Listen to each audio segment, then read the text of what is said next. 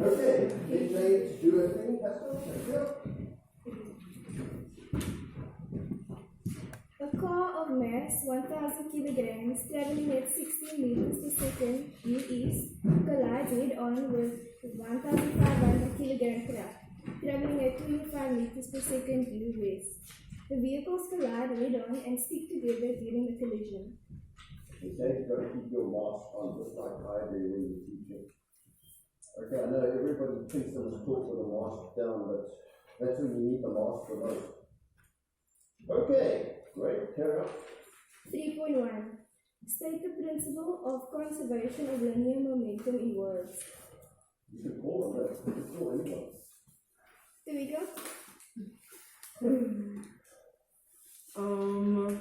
In an isolated system, the total linear momentum is conserved. Total linear momentum of an isolated system remains constant. Okay, fantastic. You've got a closed system, momentum conserved, momentum forward with momentum off or something like that. Okay, make sure you get the correction. All these questions could pop up in your next exam, which by the way comes a lot. Carry on.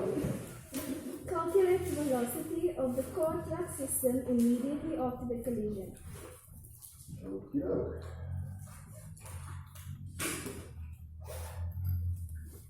So Jade's gonna do a nice black belt technique, everything correct, right? We gotta get ready to do it perfectly.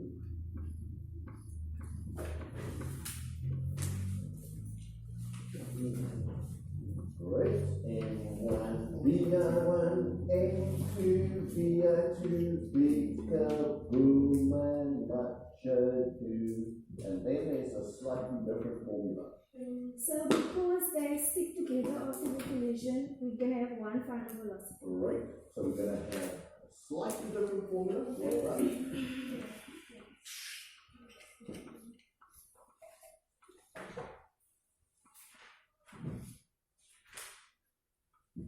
Now, it's not a bad idea to write your formula before you write, like you're doing, before you write your value, because then you know what value you need. But somewhere she's going to write all the values.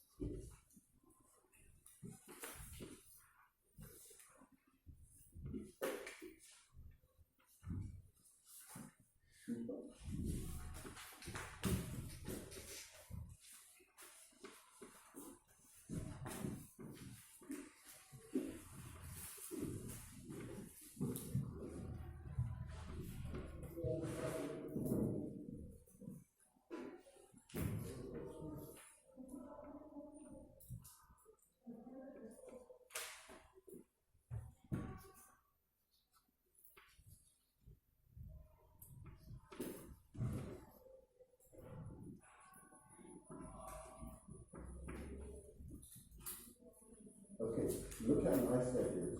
You detect something really good there that she wasn't fooled by. What did you detect there that was a way you could go wrong? The negative.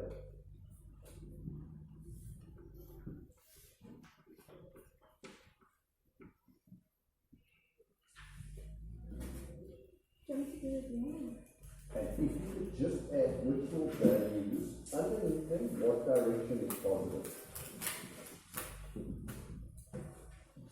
What my values are not just. You could just write it underneath.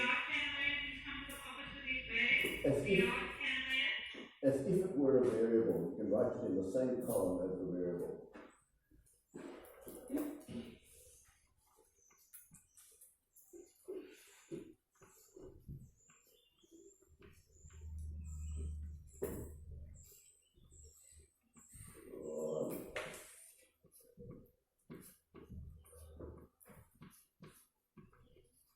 Okay, so now you're the teacher, you can do whatever you like.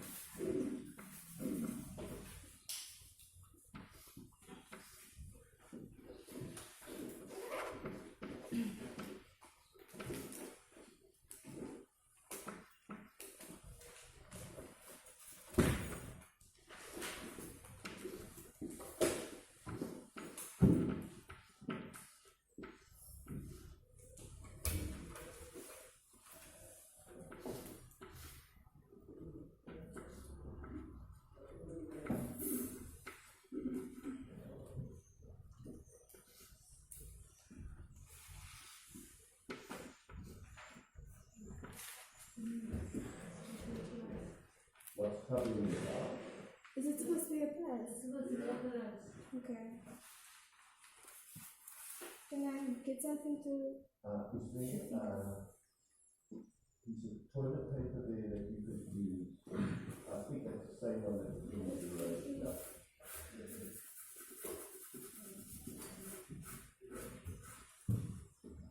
Okay, so we're adding now the two masses together.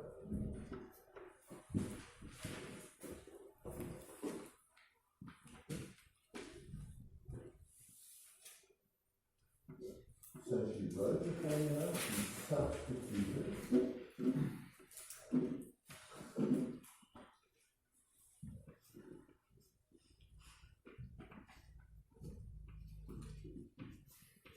I always like it when people put in the second step. I know they like to just do it on their calculator and get one final result. But it really makes my marking so much easier when you include the step. So then we can what they do. You probably won't get a mark for that.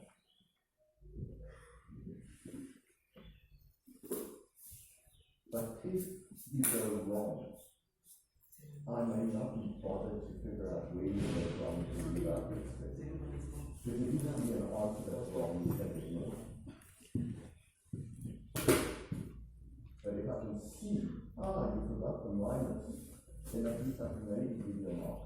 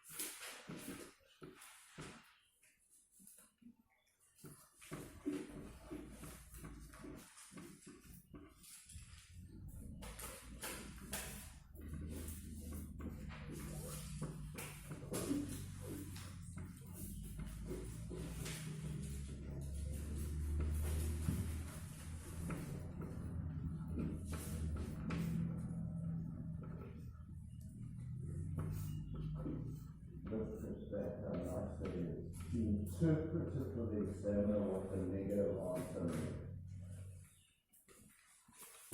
So it shows that they're all lost. Did you get that answer? How many got that answer? Okay, that's great, because it means if you're getting these answers, you're getting closer to your final preparation. So that's worth 5 marks. Okay, 2.3 is the collision elastic or inelastic support. Yeah, I'll do the calculation. Yeah, Just need to write down something.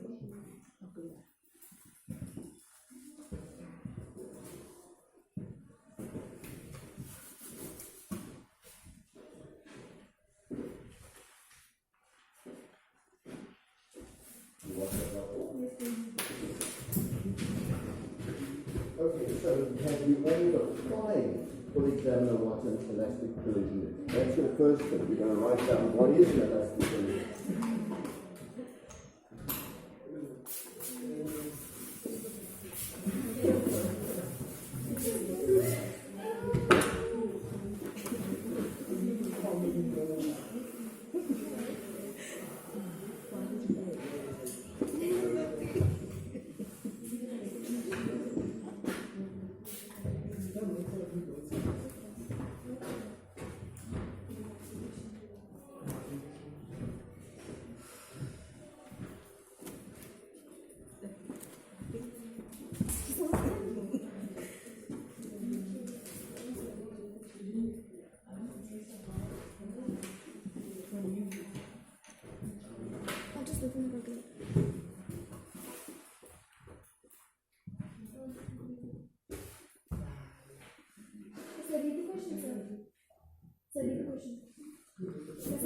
Commissioner. Okay, read it for those people on video that haven't seen it.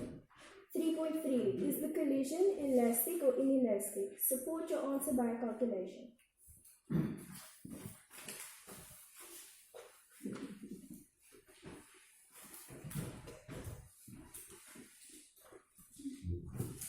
So the collision will be elastic if the total K before is equal to the total K after, and inelastic if they are unequal.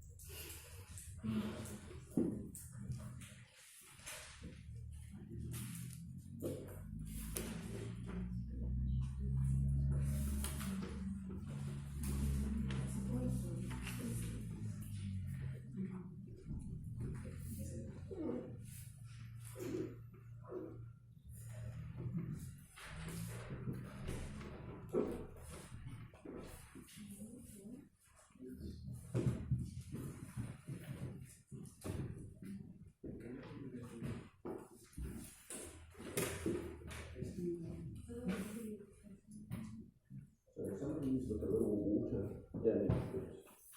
Just hang this out while we're busy with this. The next page is going to be working on.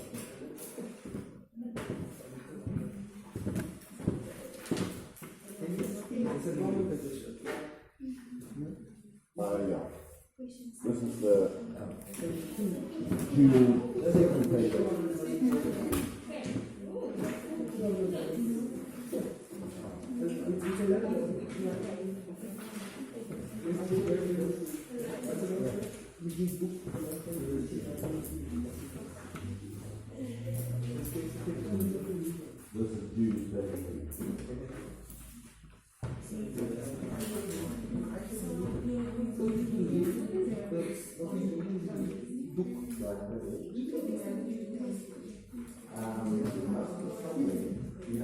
I'll send the web page where that's in our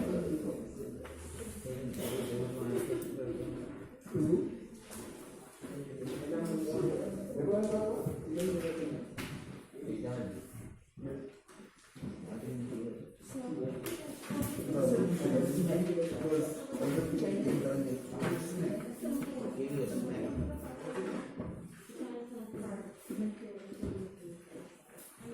So if you've got nothing that it's due while you're waiting, you've done this, then why don't you start on the multiple choice question of this page. But please don't typical factor. I'm just going to read you this.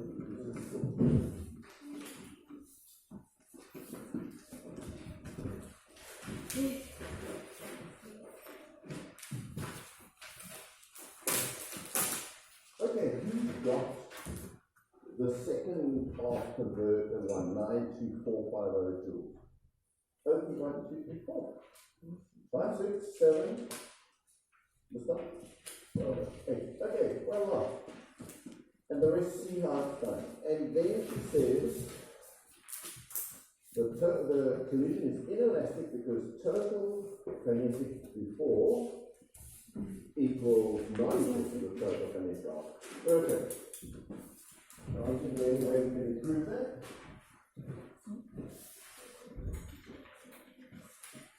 And then 3.4, on impact the car exerts, or maybe you could just read it into the camera. So I just did 3.4.2 because I was unsure about 3.4.1. Okay. So must I read my answer for? I can just read the question and then. Okay. On impact, the car exerts an impulse of magnitude I on the truck. The truck experiences a change in momentum of magnitude P. 3.4.1. Determine in terms of I the magnitude of the impulse that the truck exerts on the car during impact. Give a reason for your answer. And that is only 2 marks. Okay. So, what formula, Jay, could we use for this?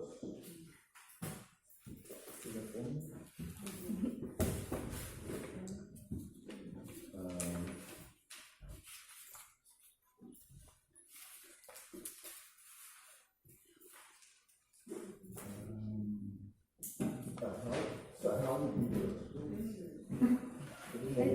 No. Anyone got an idea of how we work out the impulse? Can you practice for 341 write the definition of impulse? Sorry? Can you write a definition of impulse? Okay.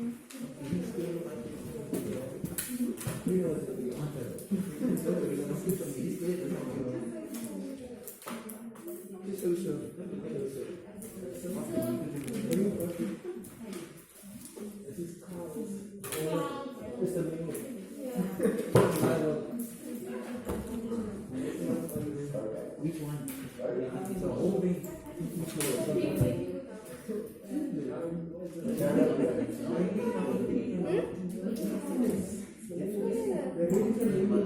So must I write the definition of impulse? Thank you.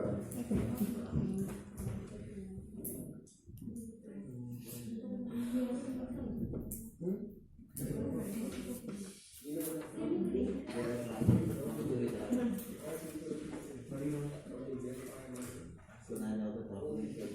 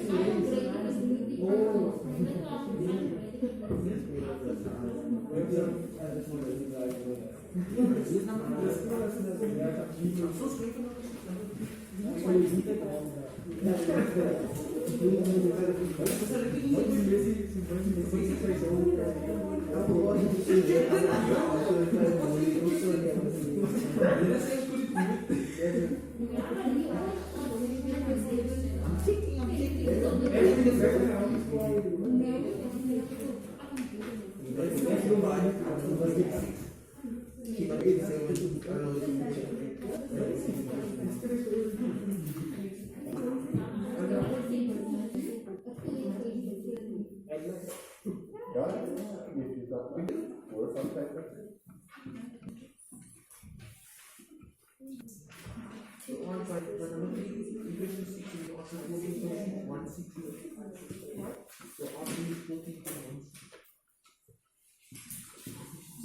Okay, so although impulse is defined as 4 times time, it's not going to happen here. Look at these. The product of the net force and the time which is net force at one object. So that is a correct textual definition, but it's not. There's 2 definitions, and this is the one you can leave it, but you need the second definition of impulse. Can I just do this one then, PJ? Thank you so much. Okay. Answer your number 3 is right. So, what is the definition of impulse? Thanks so much, Jay. Did you write that and your calculator? All right. What is the definition of impulse we need?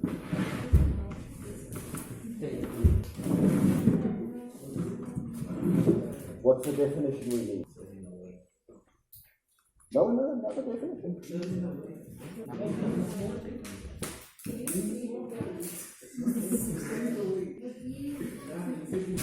Impulse is change of momentum, Oh my. which is equal to P final minus P initial. And all we have to do is work it out for one vehicle.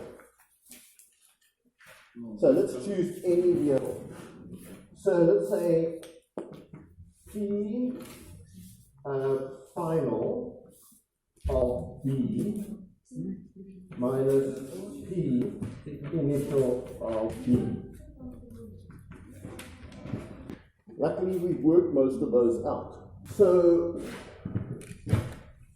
what was the initial momentum of P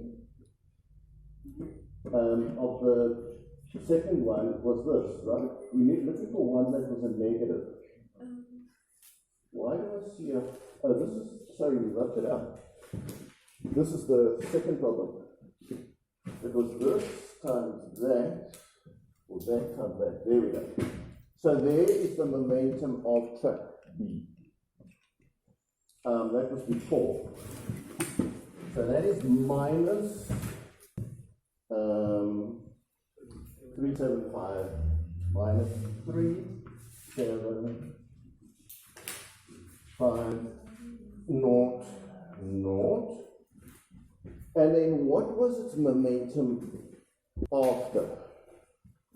Its momentum after was equal to the mass times the final. And then it was that. Okay, what was its mass? Its mass was still 1,500. And we worked out what was the velocity to the, was that 8.6 or minus 8.6.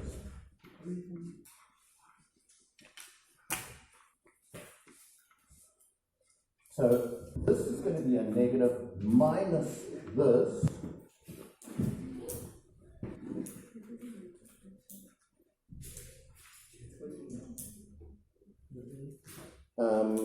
I'm just wondering why. So to the right is negative, to the left is negative. Its momentum is going to get less, but if I look at that, our answer is going to get bigger. Now why?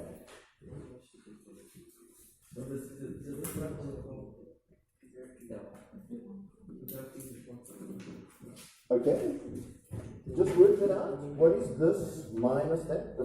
this answer is going to be negative. Now, there's something wrong there. Anyone see what is wrong there? Well, let's do it for A. Okay, let's do it for A.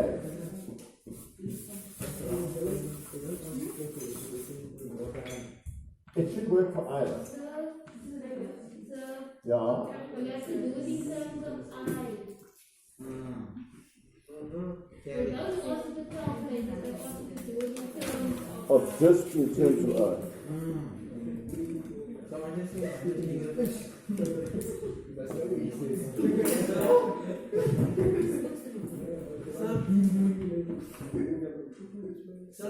That's good, that's okay. Okay, so then in terms of I, if the car, they say, on impact the car exerts an impulse of I on the truck, that is to the right, then what does the truck exert on the car to the left? Minus I. So there's your answer, minus I. We could work it out in actual figures, but who can see why? Or do you understand why?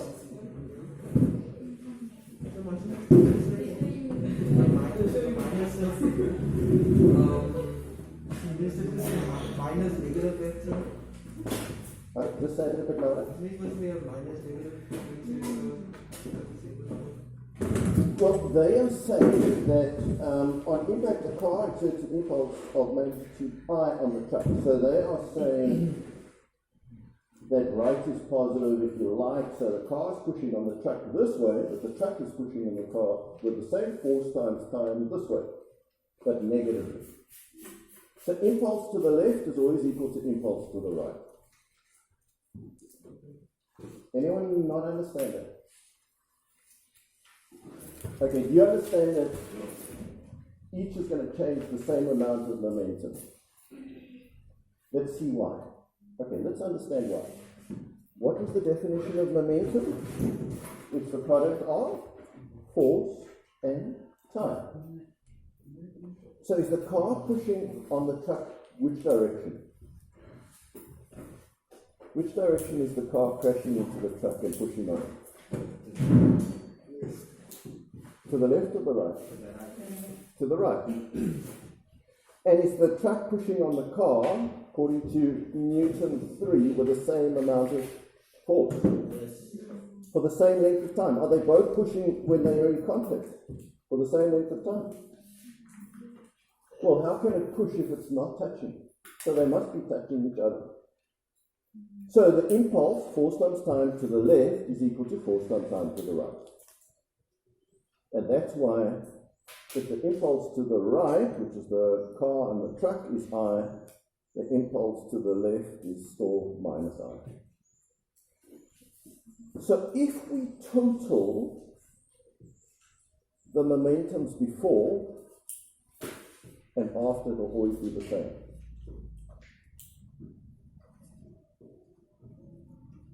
The momentum before, the law of conservation of momentum. So, but that doesn't help us. But what does help us is to say that the force times time to the left is equal to the force times time to the right. So minus I, there's your answer. We didn't have to work it out. But we could have worked it out. We have the values to work it out. But thanks for saving me that. Determine in terms of P the magnitude of the change in momentum of the truck. Give a reason for the answer. So on impact, the car exerts an impulse of I on the truck experiences change of momentum of magnitude P. Okay, so what's your answer to 342? Determine in terms of P the magnitude of the change of momentum of the truck. It'll be minus P. Why? Because as much as the one's momentum changes, the other changes negatively. And the car and the truck was positive P, the truck on the car must be negative P. Change of momentum. You guys are looking at me like I'm from a different planet. Does this make sense? Why? Because the force times time is the change of momentum. The force times time that this one's pushing this one is the same as this one's pushing this one. It's just a different direction. So they're both pushing each other with the same impulse, but with different directions. And what is impulse? Change of momentum. Dead simple. Nothing complicated. Okay, who's doing, did we do 4? Yes, I did 4. Thank you, so did 4. Okay, let's see what we... 5. Ooh, who got 5? Zena. Lovely, this one's going to hurt you.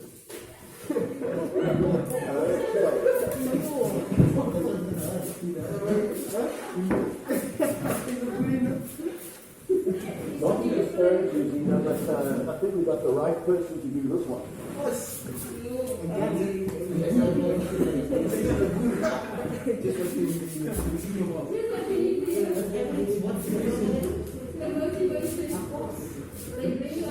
Work energy problems are difficult. What would you know, but for some of us.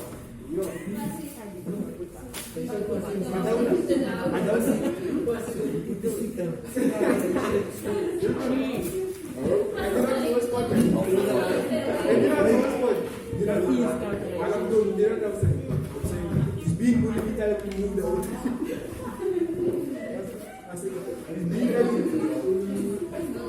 I said, he's been telling to move the whole time.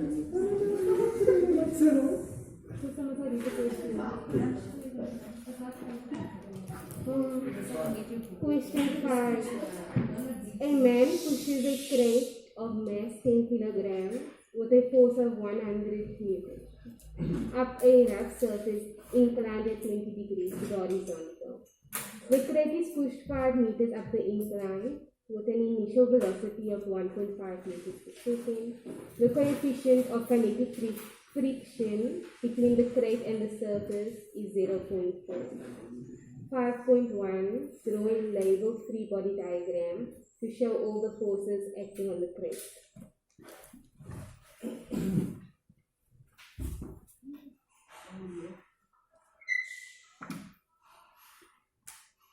So all these problems cannot be carried out, can't be done unless you've got a free body diagram. I mean, this is the only way you're going to ever do these, free body diagram in your head.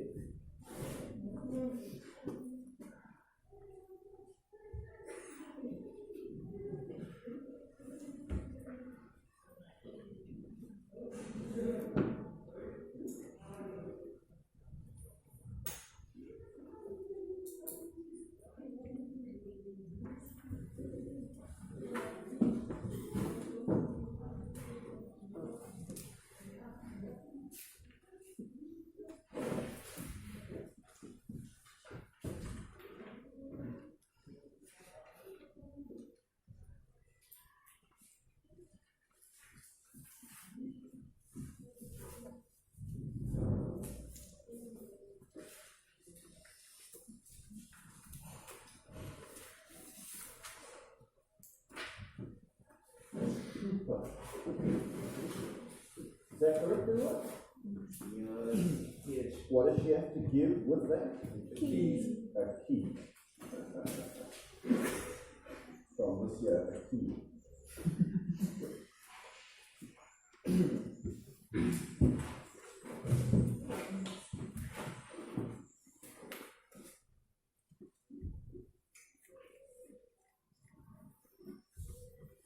Who gave a key? Hands up. No, you gave a key. 2. Yes, the same thing as this. Parallel force. Parallel force. Where's the parallel force? Going down, going down. What's a parallel force? Oh, you mean parallel to the slope.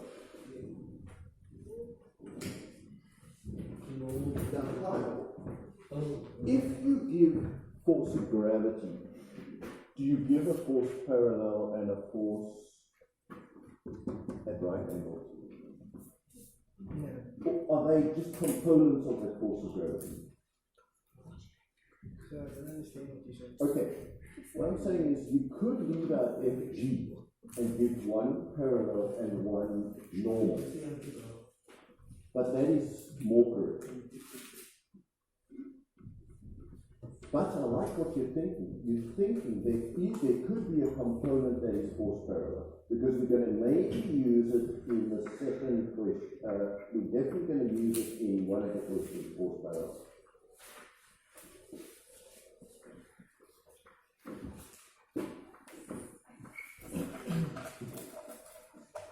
But Carl, I want you to understand why you can't have both forces. Look, this one is equal to this one and that one. But if you have this one and this one, you can't have this one. If you have this one, you can't have this one and this one. Why? Because you've just divided this one into its two components. So it would be technically wrong to say there's three forces. There are. There's either one or those two, which are components of that one. But they're not three forces. Separate, no. Does that make sense to everybody? Yes. So she's quite right to just put FG. Okay, fantastic. So, I'm talking about FG. Force of gravity. You don't want to apply force. I don't say about the parallel forces. The applied force, the forces on the slope. On a slope. Yes.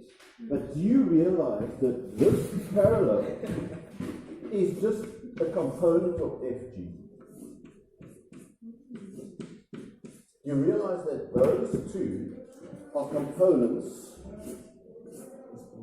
of that one. They're not separate things that live by themselves. They're components of that one. So you either have that one or you have its two components. You can't have all three.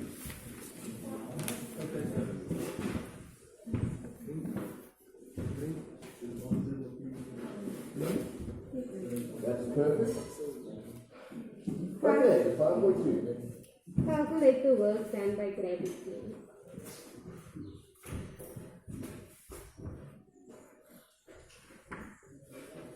Who, by the way, got an answer to this 5.2? Matthew got, and not a single soul otherwise.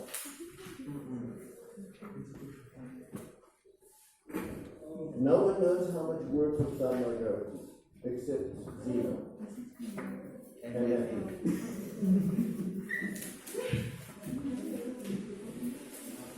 Okay, so I hope you're going to get it by the time you finish explaining it.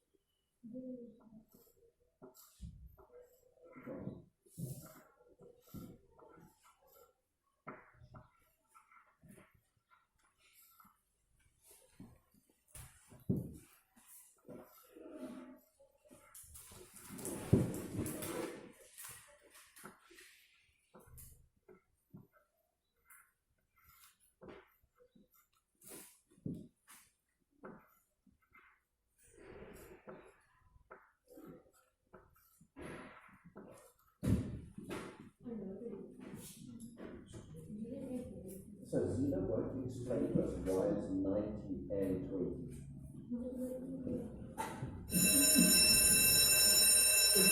You're quite right, but why?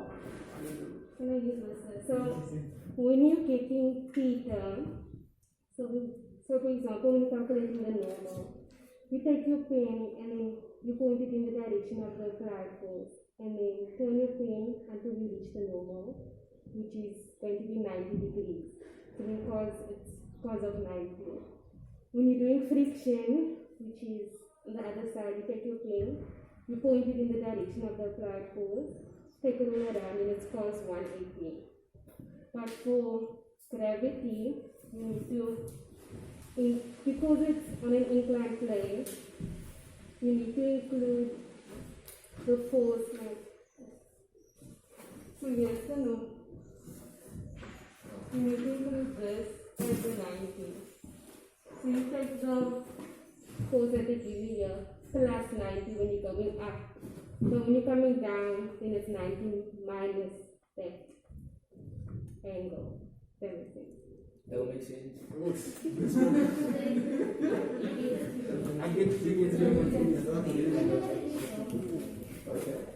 Look guys, you know what theta is defined as? Theta is the angle between the direction you're moving and the direction of the force. That is the angle. That is theta. So if the slope is 20 and that is 90, there's your 90, there's your 20. Theta, you're moving up the slope against gravity. What is that angle?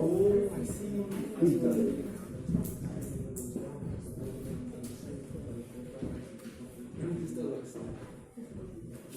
Everybody get that?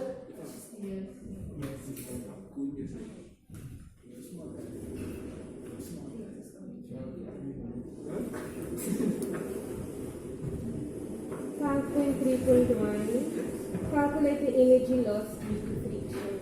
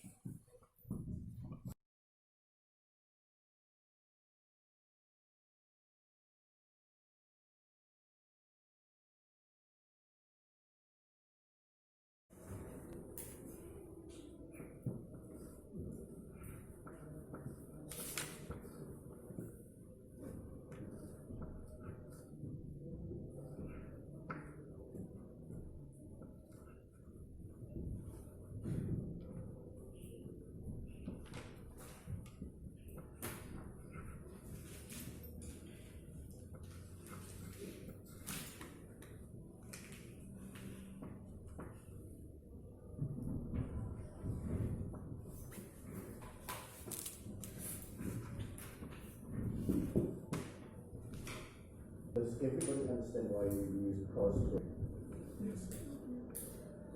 Anyone? Matthew, does everyone know why you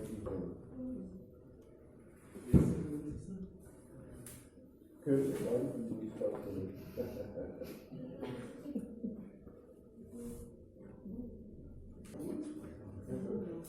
Did you use cos squared?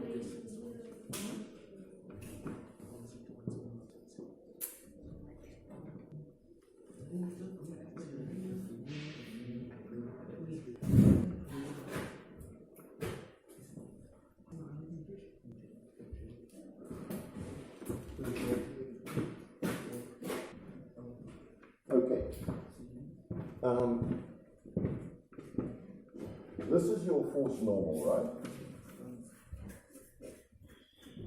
And this is your force parallel. And you know that this is always equal to mg cos slope angle.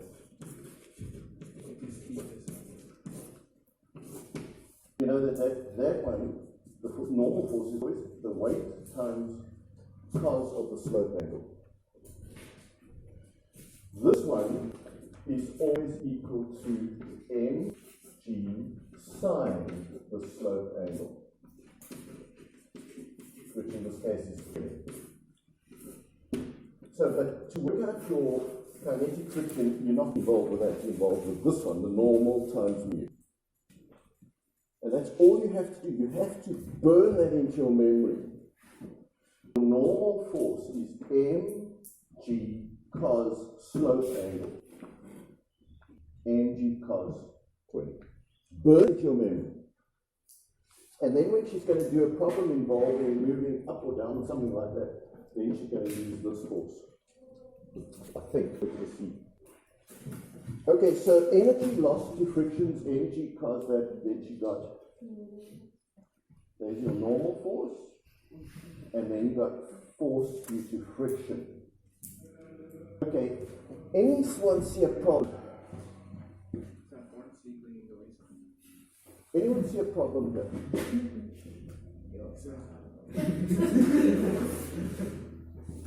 Whenever you work out friction, what is your expected sign? Negative. So that is a problem. And look, what direction is friction in? This way, down the slope. What did she do when she pushed up the slope to get work? She also got a negative thing because she was working against gravity, which is this way. So her gravity answer was negative because she was working against gravity and she's working against friction. That's why it has to be a negative. Okay, and then work FK. Okay, 5, 3, 2.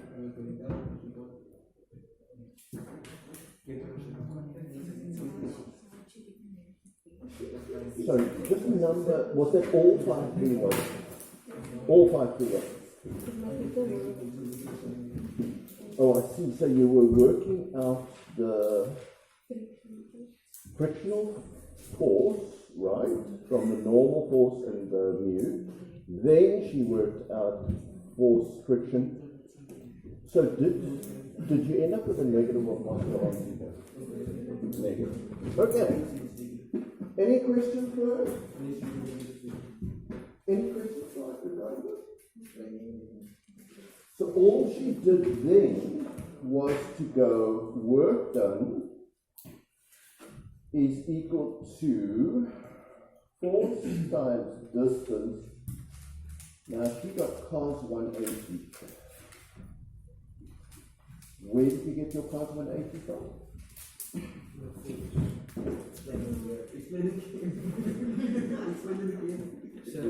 So where did you get your cos 180 from? The force between the force applied and the frictional force. Okay. There's also a root, the force is opposite the direction of motion in U1 and the force is in the direction in U0. Exactly. Exactly. Yes, Or they want you to show how you got it, so when you use your cos 180, it will give you 0 or 180. Cos 0 equals positive, cos 180 is negative. What I'm just wondering here is if you make that negative, that's going to make it negative and it's going to turn that positive. So maybe this has to stay positive. You see what I'm saying? Because you're going to turn it negative here. As long as your friction turns out negative, then we know it's right.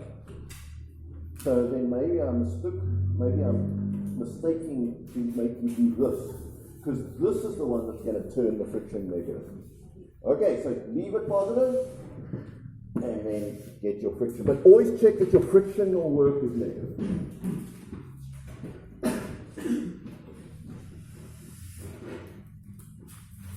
Okay, then 5, 3, 2. The work done by the man is pushing the crate up the surface.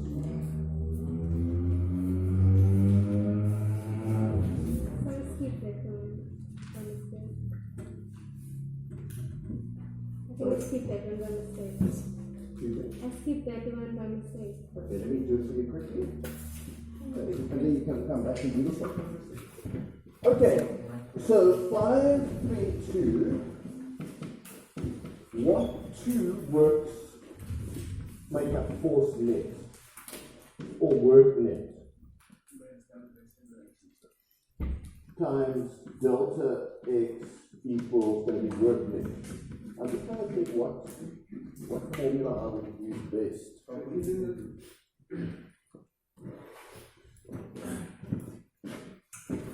do they say? Let's use the, let's use the work energy theorem. Work net equals delta K, where delta K, does it change its velocity? Is it going at a constant velocity up the slope? Yes. Does it say so?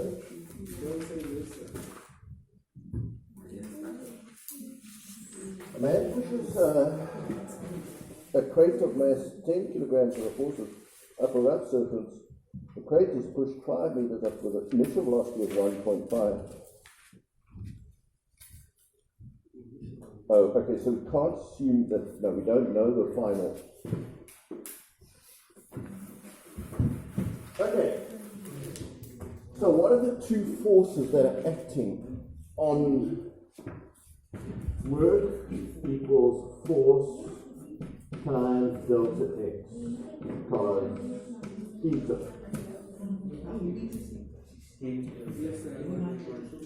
So which two forces or works did we do? What's the total work? I'm just trying to think of it. What's the total work that we did? Frictional work? Yeah?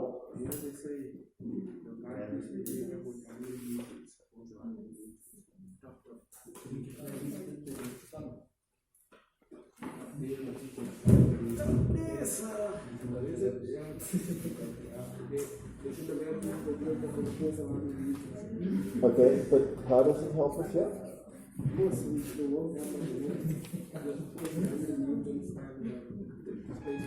Look, very simply. Very simply, what are the two works that this guy did? Pushing the crate up 5 meters. He did work of gravity, and he did work of friction. So the net work is just adding the two. So he did X amount of work against gravity and X amount of work against friction, so we just add those two. Okay, so I would say the way the answer is 5.3.2, work total equals work due to friction plus work due to gravity. Your frictional work was minus 184,18. Your work due to gravity was minus 167,59. Just add those two if you don't mind. Was there any other work that he did? No, I can't think of any. So we won't see. So if you give the first one,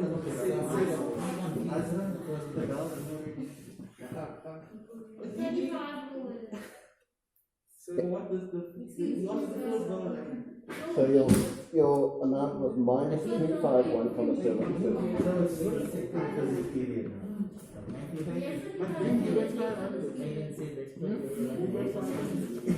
Now, the only thing that bothers me, there is another thing that bothers me, and that is if the crate accelerates, more work has to be done.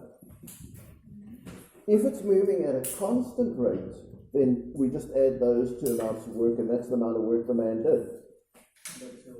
The force is applied.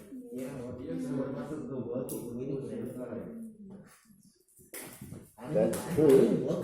That's true. So we got to add the work that he did. No, I'm telling you what my statement before. So should we just calculate What is the because I think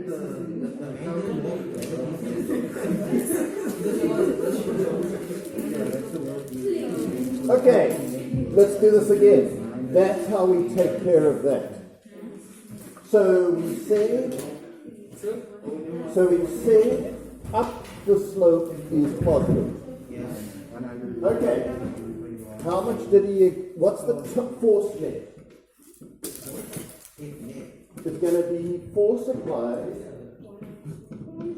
plus force, or minus if you like, minus force kinetic friction minus force with gravity. so can you pause for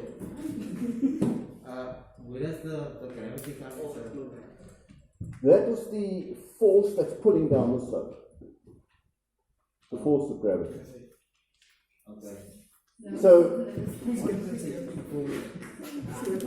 he's pushing up, gravity is pushing down, and friction is pushing down. There's your three forces. Force applied, force with kinetic friction, and force of gravity. Everyone happy with that? So if we've got our net force times our distance, which is 5 meters, we'll get the total work done by the man. But is that the work done by the man, or is that the total work done by everyone? Oh, by everything, because it says work done by the man. Ah. So they want The force done by the man is just his 100 newtons times distance. Okay, so does everyone get that? It's just the force of 100 newtons times the distance of 5. Any other comment? Okay, there we go. We sorted it out.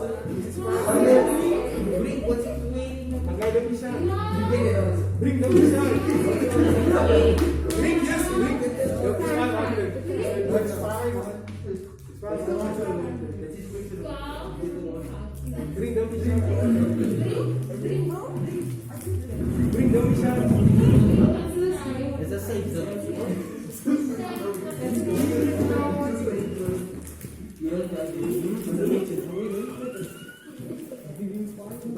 Okay, so force applied with 100. Now what is your cos theta? I am cos node. Cos net.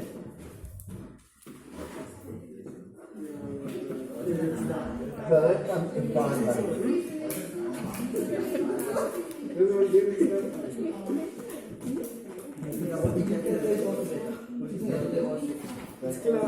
Okay. So, any questions regarding that? Then 5. Carry on. 5.4 state the word energy theorem in words. What's the rapid answer? I think the stated in words. The network done on an object is equal to the change in the object's kinetic energy. Okay, the network done on an object is equal to the change in its kinetic energy. In your textbook. 5.5, use the work energy theorem to calculate the magnitude of the final velocity of the crank after it has been pushed 5 meters up the inside. 5.5.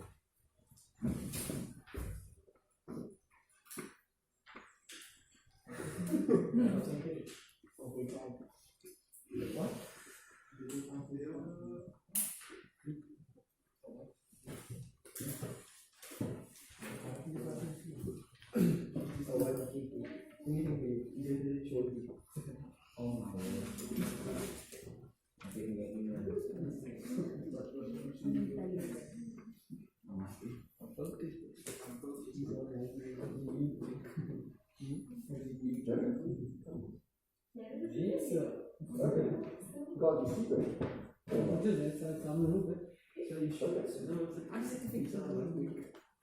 Move back.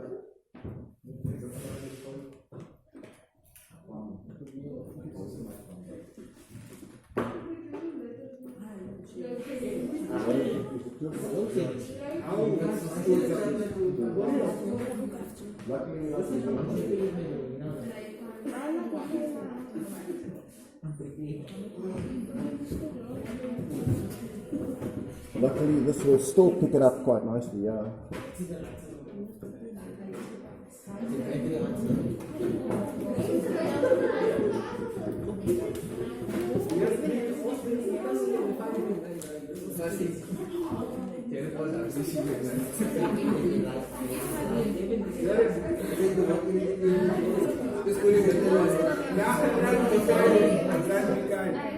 When you bring on the demon in your life, I'm enjoying process where you disturbing me. You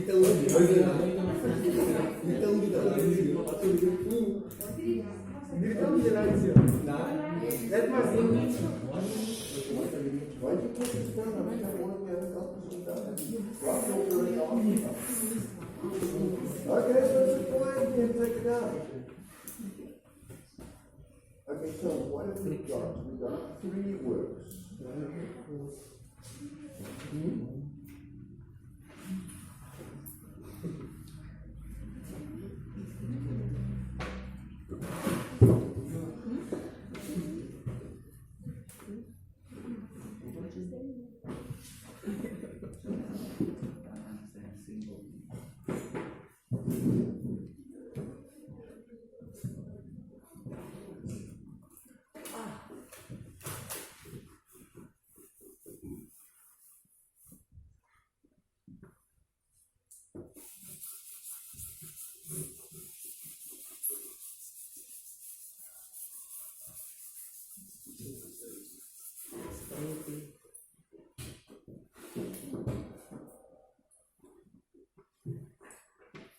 So we have actually worked out all of those works before.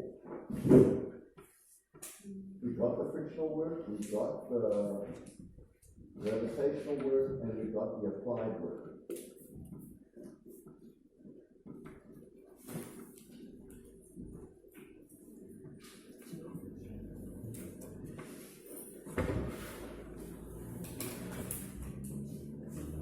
So I'm not sure you would have had to redo everything, but that's great that you have, that you've gone to the proper period.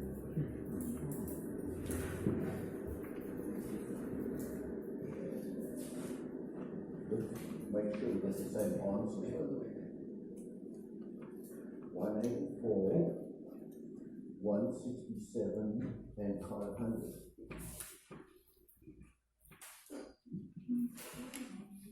So there's 500, 167, and 900.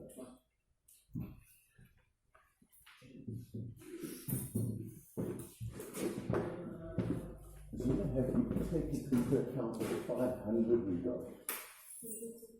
So there's your 500. So the 500 minus those 2, which is, okay, great.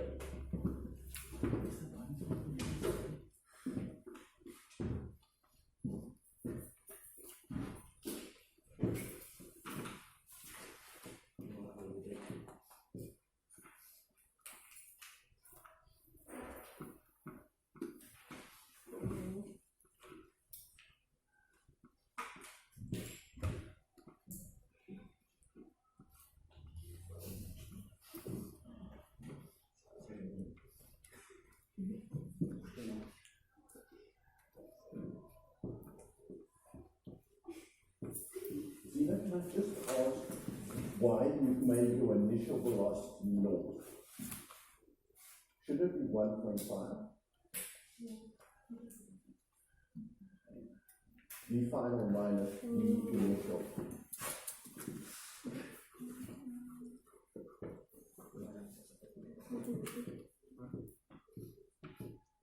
Make sure you got this down, guys.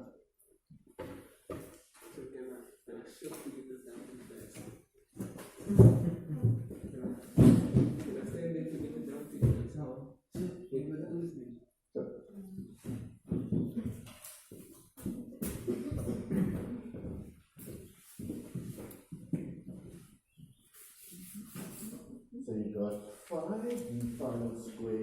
minus 5 times 1.52 squared.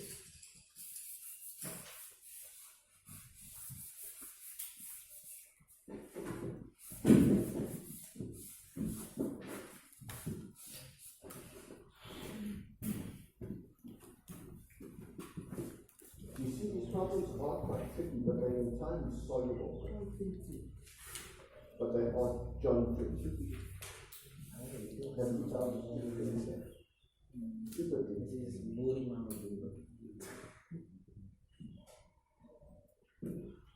But if you got the same problem with variations in September, would you all be able to do it now? Would you all be able to do it now? You can't also, like Matthew theory.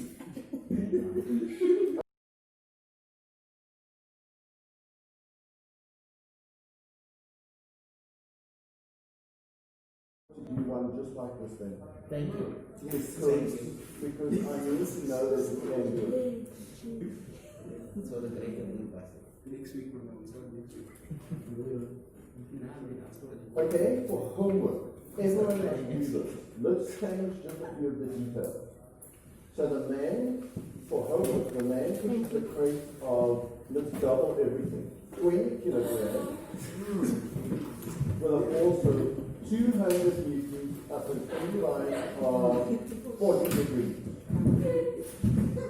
The crate is pushed 10 meters up the incline, and let's make the initial velocity 0.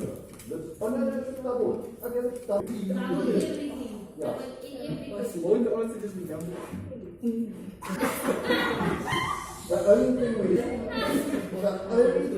can't double is the coefficient. Let's make the coefficient of friction 0.2. Because obviously 0.8 is going to hardly move at all.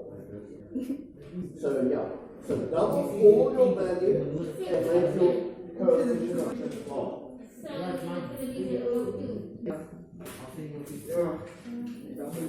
Please make sure you do it on a separate piece of paper, hand it in. I want to check that it's done next time. To make sure, because I need to That's it. Okay, let's just see. So that is half of 10 times and then the final. I would have put those separately. Is that the math correct? So I would have just said that is half of 10 is 5, final squared is 5, and now you must have said 5 times 1.5 squared somewhere. Okay, 5 times 1.5 squared. Then you took that to the other side. You must have your correct answer.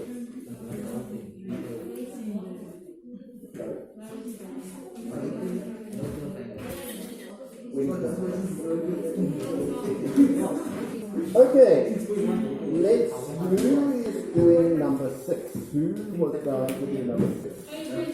Aiden? Thank you.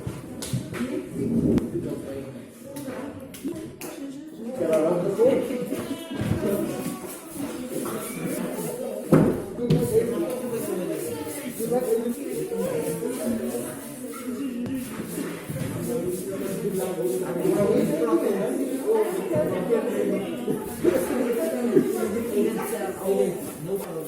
That's my legal block over just for you.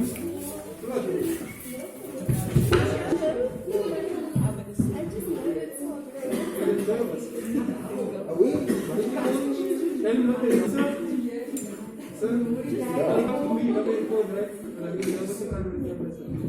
Are we meeting?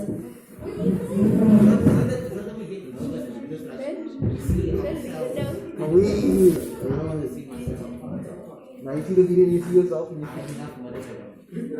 When we get to Jaffa, we really decide that it's because there's only one formula and it's normally not difficult.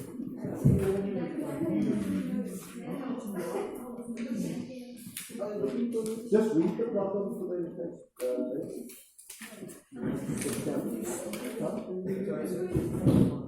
Question 6.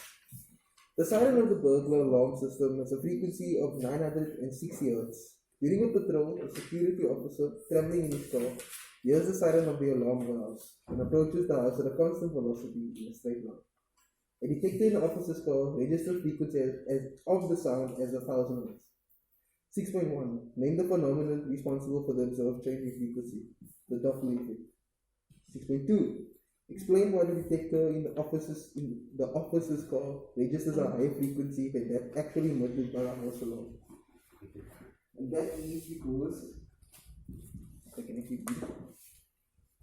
the car moves towards the house, the sound waves from the alarm will appear more close together and thus causes the increase in frequency. 6.3. Is that it? Everyone clear about that? Yes. Okay. 6.3. Calculate the magnitude of the velocity at which the patrol car approaches the house. Use the speed of sound in the air as 340 meters per second. But isn't this nice? No complications, just one thing.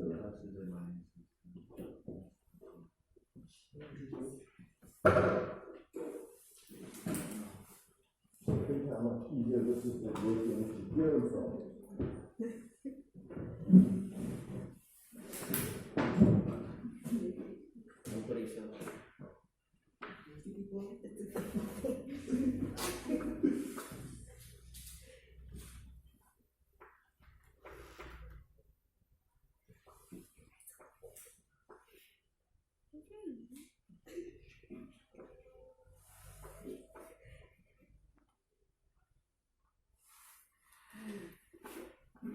Now, maybe just make sure that there is the formula on your data sheet. You always write your data sheet formula. So this is the simplified version. Sorry? This is the simplified version of the frequency of the velocity of the listener moving towards the velocity of the source. It's in the text. So, but now you've got to write the formula that you on the data sheet. Hasn't that, that's a different formula. So this is the formula in the text we have to give if the velocity, if the listener is moving towards the source. You know, if the text, if it says that, It actually says it's a thing. you'll get no marks from the exam. You must write the one on your data sheet. Only. Everyone get that? Data sheet, the full formula. And don't rely on your memory. Check it out. If they get one letter wrong, they're going to give you no mark for that. There's a bracket, put a bracket. If there's no bracket, don't put a bracket.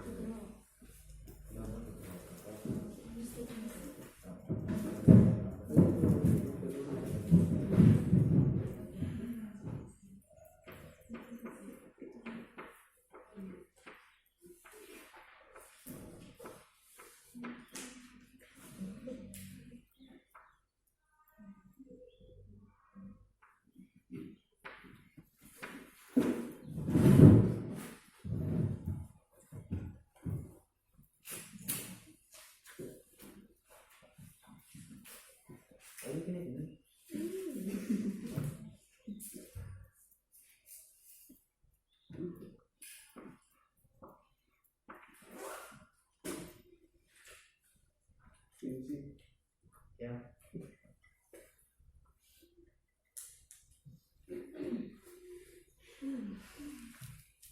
Have all of you written your values down first?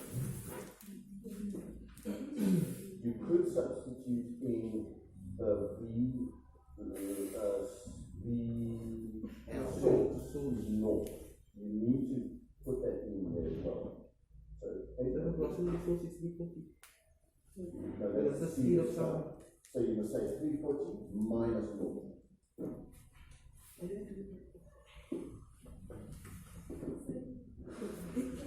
I simplify it because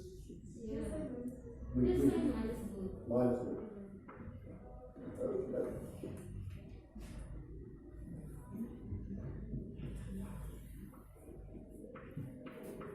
Because otherwise the examiner says puzzling where you got that from.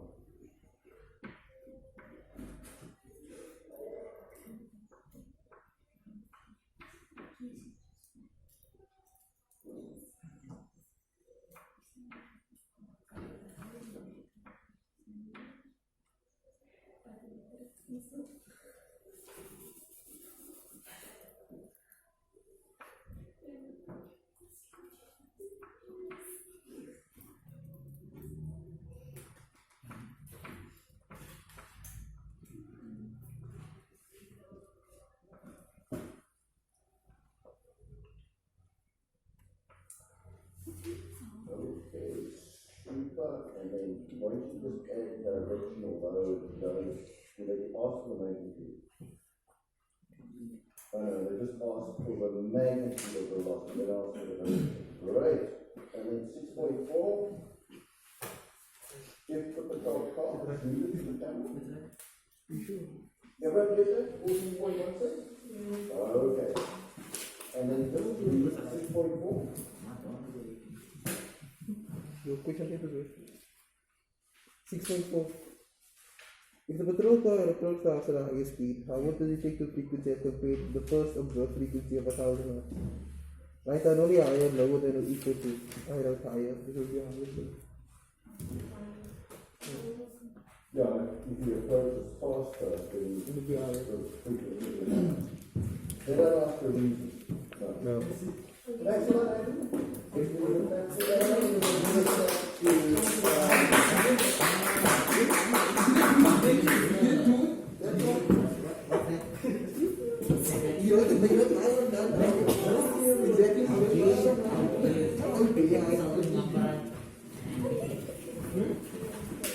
Did we give it that Karina because she really deserved that?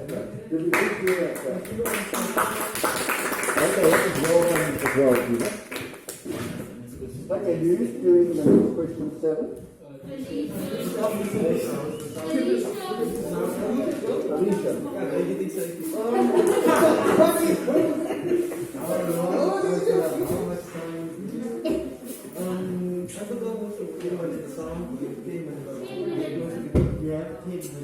Okay, Alicia. Great stuff.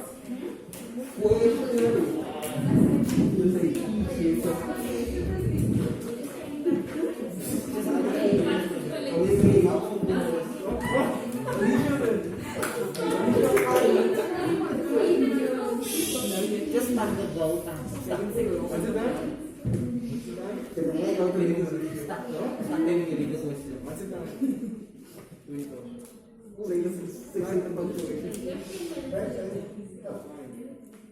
Two identical spherical balls, X and Y, each with a mass of 150 grams, hang from the ceiling on two light ropes.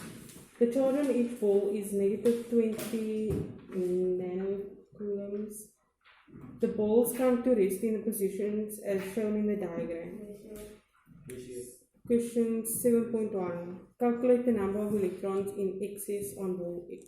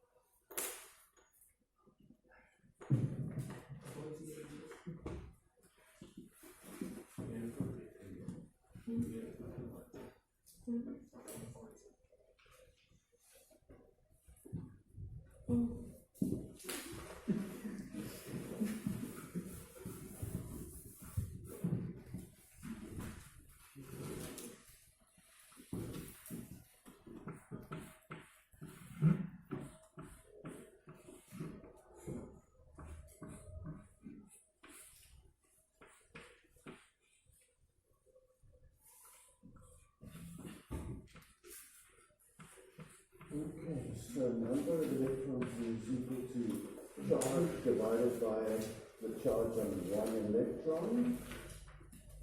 Well done. So the number of electrons is that. Anyone get that? Gina got it? 2 other people? 3? Okay, the rest? No? Okay, well done. Next, 7.2. 7.2 state Coulomb's law in words. The electrostatic force between 2 point charges is directly proportional to the product of the charges and inversely proportional to the squared distance between them. Lovely. Well, that formula F equals K Q1 Q2 over R squared is pretty easy, but that's correct. Then 7.3, there's the free body diagram. Name the force labeled F. I said electrostatic force. Electrostatic force of attraction or repulsion. Are the balls attracting or repelling each other? The fact that they're standing out at an angle like that? Repelling. Look, if they were attracting, they would come together. But if they're repelling, they are forced apart. So it must be R. Electrostatic force of repulsion. Okay. Now, Alicia, 732, are you going to be able to find the tension in this? I didn't know how to do it. Okay. Alicia, could you arrange those 3 force arrows into a closed triangle? Yeah. Just try and, all of you, arrange all 3 of those forces into a closed triangle.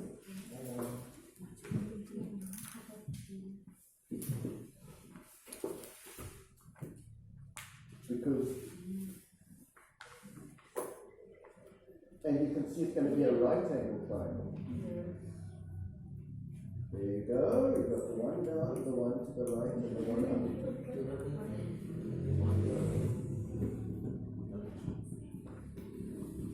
There's your one up, tension.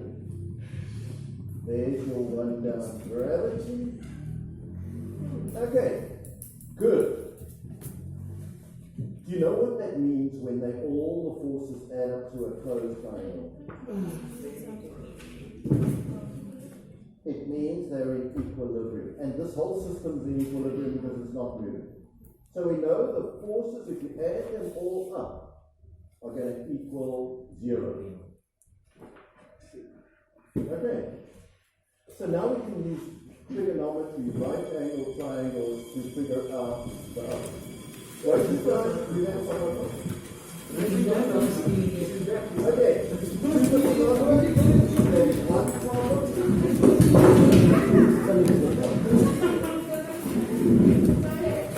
Thanks, Alicia. Okay, guys, please do that for the homework.